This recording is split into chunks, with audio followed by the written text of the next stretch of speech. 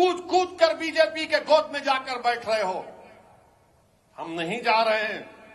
Secularism کا نام لے کر تم نے ہمارے ووٹ کو حاصل کیا.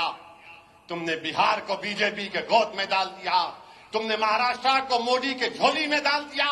تم نے ہماچل کو اب بی جے پی کے جھولی میں ڈال رہے ہو. ہماری وجہ سے مودی وزیر اعظم نہیں بن رہا. تم سیکولر نام نہاد سیکولر پارٹیوں کی نااہلی کی وجہ سے مودی وزیر اعظم بن رہا ہے. تم مودی کو روکنا تمہارا کام ہے. ہم تو کھڑے ہوئے ہیں. 2019 کا سی ایس ڈی ایس کا ڈیٹا اٹھا کر دیکھ لو. ذات برادریوں نے کتنے ووٹ مودی کو دیے, مسلمانوں نے کتنے دیے. میرے عزیز دوستوں اور بزرگوں, میرے مجلس کے رفقا, میری آپ سے گزارش ہے کہ آپ کو ہم کو مل کر کام کرنا ہے. یہ حیدرآباد کی سیٹ یہ صرف مجلس کی نہیں ہے, یہ بھارت کے غریب اور مظلوموں کی ایک آواز ہے.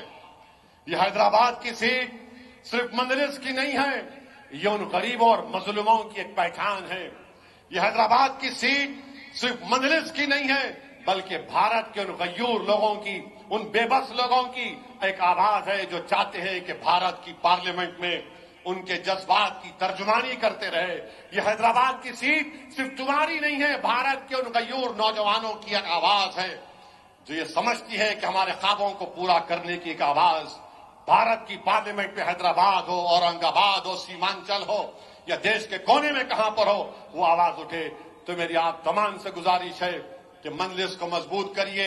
اور میں آخر میں جناب سنبھل کے رکن سابقہ رکن پارلیمان جناب شفیق الرحمان برق کو بھی ان کو خراج عقیدت پیش کرتا ہوں کہ حضرت بڑے بے لوث خدمت گزار تھے, بے باک ایم پی تھے برق صاحب.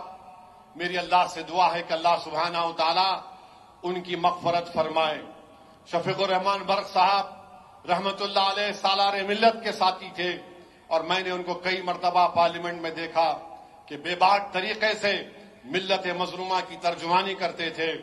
اور ہم نے ایک مرتبہ ان کے پوتے کو بھی ٹکٹ دیا تھا اسمبلی کے الیکشن میں, تو برق صاحب کے ساتھ کئی جلسوں کو مجھے مخاطب کرنے کا موقع ملا. یقیناً برق صاحب کی کمی نہ صرف سنبھل کی عوام کو محسوس ہوگی بلکہ ہر اس شخص کو محسوس ہوگی جو پارلیمنٹ میں اپنی بے باک آواز کو سنتا تھا. میری اللہ سے دعا ہے کہ اللہ شفیق الرحمان برق صاحب کی مغفرت فرمائے, ان کے افراد خاندان کو اللہ صبر جمیل عطا کرے. اور میرے عزیز دوستوں اور بزرگوں, آئیے اس پیغام کو لے کر اٹھیے کہ ہم آنے والے پارلیمنٹ کے الیکشن میں ایک ہو کر اپنی آواز کو پارلیمنٹ میں بجائیں گے, بی جے پی کو روکیں گے, تیسری مرتبہ مودی کو وزیر اعظم بننے سے روکیں گے. یہی ہمارا پیغام اور نصب العین ہونا چاہیے. السلام علیکم ورحمۃ اللہ وبرکاتہ.